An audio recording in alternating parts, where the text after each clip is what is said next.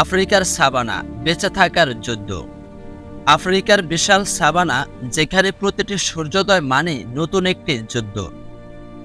এটা শুধু সুন্দর প্রকৃতি নয়, এটা বেঁচে থাকার ময়দান।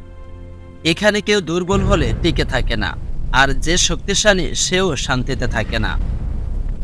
এখানে আছে শিকারী, আছে শিকার, কিন্তু কেউ শিকার করে আনন্দের জন্য নয়। সবাই যুদ্ধ করে শুধু একটাই কারণে, বেঁচে থাকার জন্য।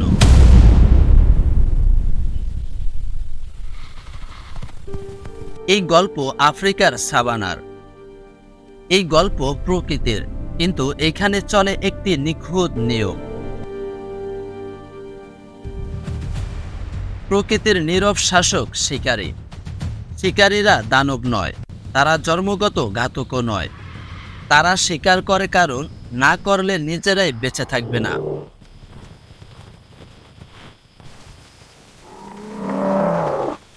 সাভানার খাদ্য শৃঙ্খলের প্রথমে রয়েছে অনেক শক্তিশালী শিকারী।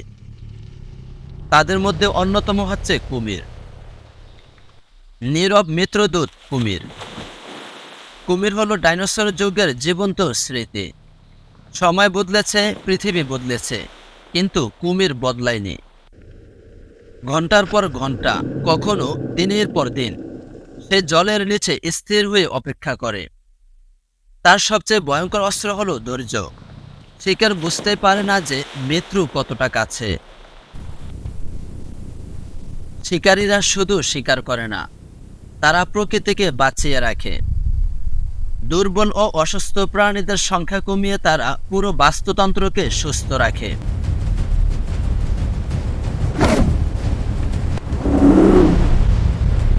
শিকারী না থাকলে প্রকৃতি নিজেই ভেঙে পড়ত। প্রকৃতি জানে কতজন শিকারী দরকার, তার বেশিও নয়, তার কমও নয়।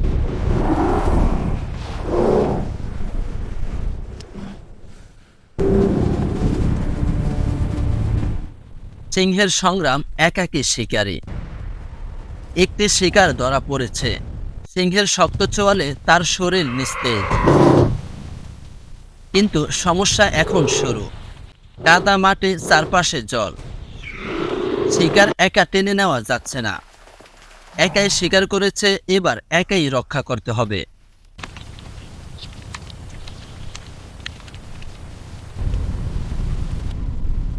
রক্তের গন্ধে হায়েনারা আসে। শিকার করে যথেষ্ট নয়, এখন সেটাকে বাঁচানোই সবচেয়ে বড় যুদ্ধ।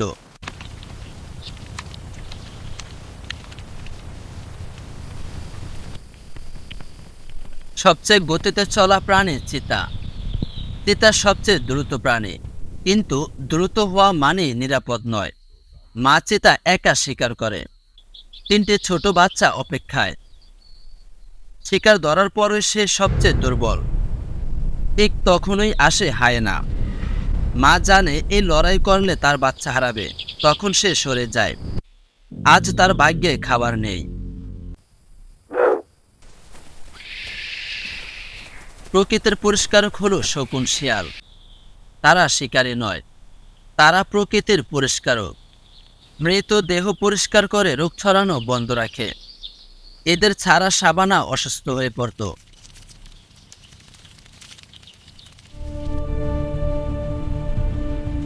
দলগত যোদ্ধা আফ্রিকান ওয়াইল্ড ডগ।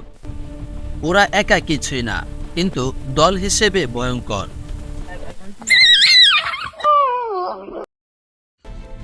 তাদের শিকার করার পদ্ধতি: দুর্বল চিহ্নিত হলে ধাওয়া করে, আলাদা হলে একসাথে আক্রমণ করে।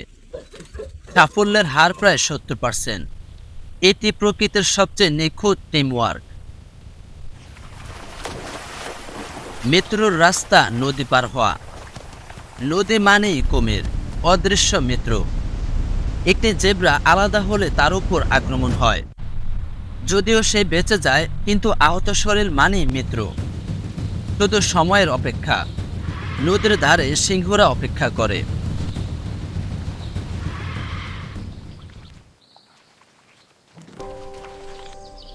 আফ্রিকার সাভানা নিষ্ঠুর। এখানে কেউ দয়ালু নয়, আবার কেউ নিষ্ঠুরও নয়। এখানে বাঁচা মানে প্রতিদিন লড়াই করা, প্রতিদিন জেতা। এই ভূমিতে কোনো নায়ক নেই, আছে শুধু প্রকৃতি। আর প্রকৃতির একটাই নিয়ম, যে মানিয়ে নিতে পারে সেই টিকে থাকে।